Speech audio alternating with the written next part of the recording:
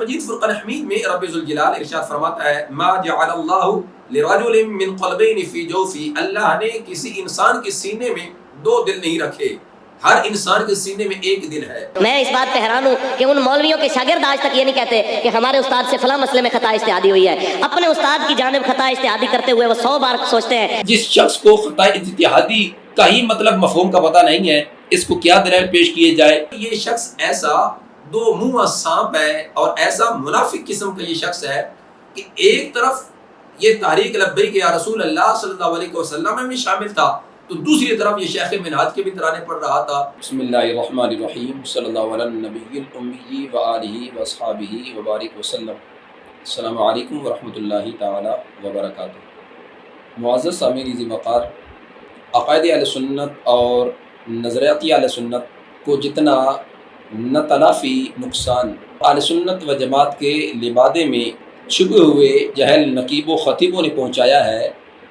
شاید اتنا نقصان کسی اور نے نہ پہنچایا ہو۔ ان جہلا کے طبقے اور ٹولے سے تعلق رکھنے والے جاہل خطباء میں سے ایک ایسے شخص کا بھی شمار ہوتا ہے۔ اگر ان جاہل خطیبوں کی لسٹ تیار کی جائے تو عین ممکن ہے کہ اس شخص کا نمبر سب سے پہلے آئے، جس کا آج میں اپنے سامعین و ناظرین کے سامنے تعارف رکھنے جا رہا ہوں۔ جہاں یہ شخص جاہل ہے، اپنے دین اپنے ضمیر کا سودا کرنے والا ہے اور صرف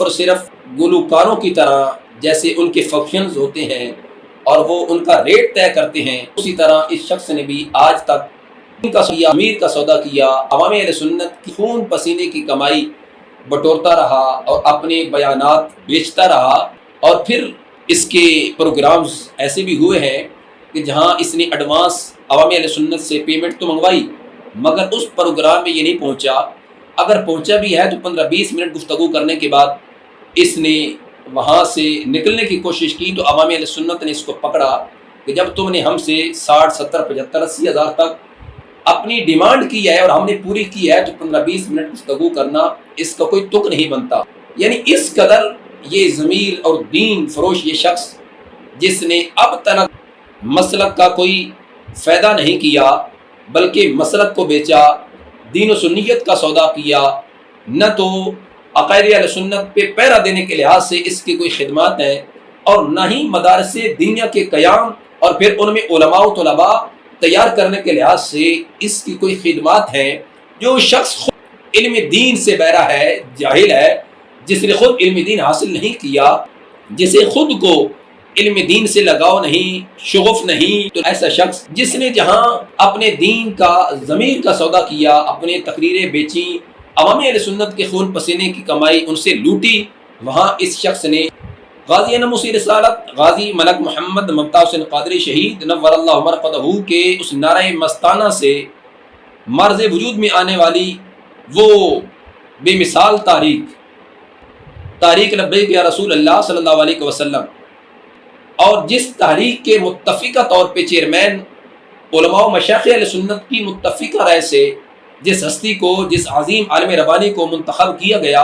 وہ آپ کے میرے قائد، آپ کے میرے عقیدے اور نظریے کے محافظ سیدی کنز العلماء قبلہ امام جلالی دامت برکاتہم القدسیہ کی ذات ہے، کہ جنہوں نے اپنی قابلیت و صلاحیت کی بنیاد پہ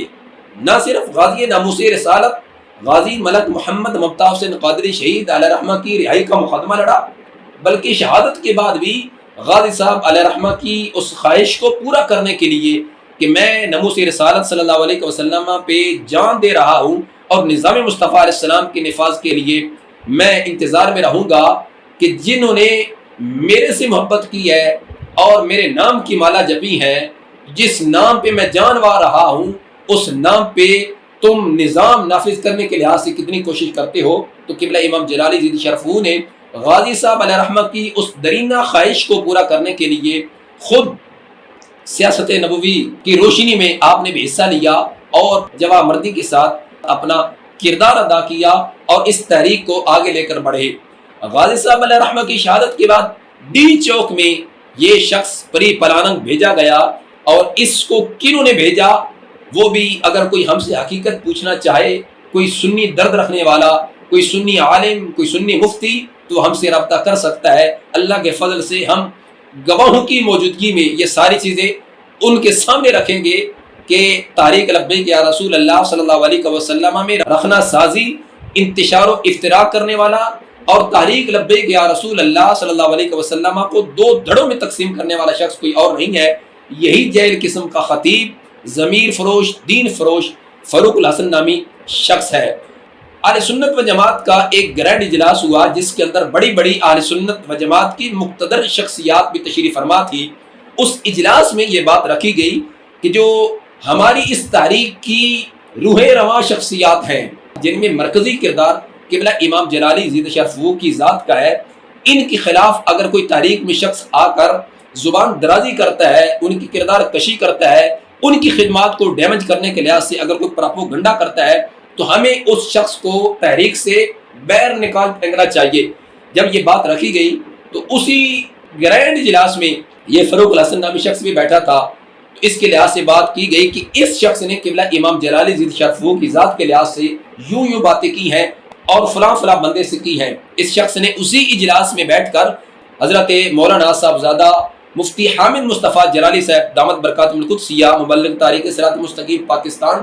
انہیں فون کر کے ان سے کہا کہ جی میں نے کب آپ سے قبلہ امام جلالی زید شرف کی ذات کے لحاظ سے کوئی اس طرح کی بات کی ہے؟ تو انہوں نے آگے سے جواب دیا کہ تم وہ بدبخت ہو کہ تم نے ایک مرتبہ نہیں بلکہ بارہا مرتبہ تم نے اس محسن اہل سنت، اس عظیم عالم ربانی کے خلاف زبان درازی کی ہے اور دشنام درازیوں سے تم نے کام لیا ہے، جس کے بعد یہ فون بند کر گیا۔ اور اس کی یہ گفتگو اس گرینڈ اجلاس میں موجود علماء نے بھی سنی اور مشائخ نے بھی سنی۔ چاہیے تو یہ تھا جب یہ چیز ثابت ہو گئی اس شخص کو تحریک سے باہر نکال پھینک دیا جاتا، مگر بدقسمتی سے اس سے 3 لاکھ روپے لے کر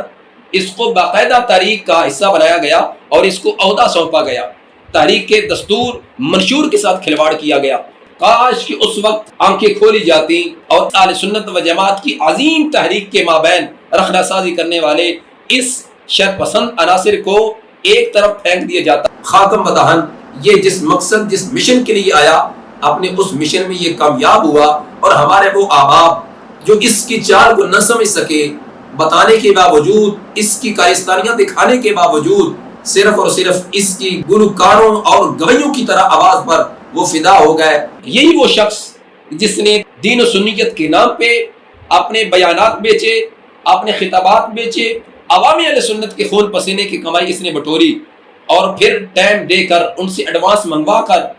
پروگرام میں نہ جانا، تحریک کی مصروفیات کا جھانسا دے کر پیسے لیتا رہا، مگر آج اس کی بدبختی کا یہ منہ بولتا ثبوت ہے کہ رب ذوالجلال نے اور حضور نبی رحمت صلی اللہ علیہ وسلم کی مبارک ذات نے اس سے اپنے دین کا جو تھوڑا بہت کام یہ کر رہا تھا، اس سے توفیق چھین لی ہے